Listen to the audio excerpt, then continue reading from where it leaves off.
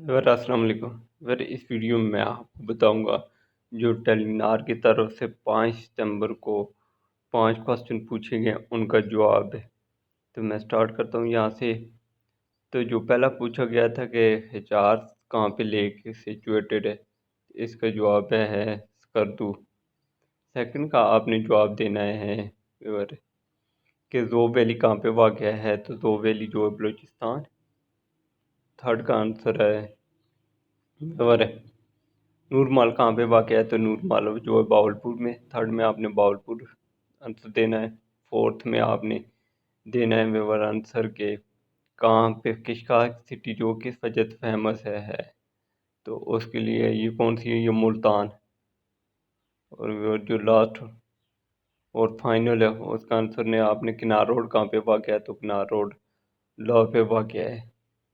फिर मेरा चैनल जो है सब्सक्राइब करके तो इसके साथ बेल नोटिफिकेशन ऑन कर दें, जैसे ही आपको टेलीनार के क्वेश्चन रिसीव हों तो साथ का आंसर की भी नोटिफिकेशन रिसीव हो जाए। Thanks viewer.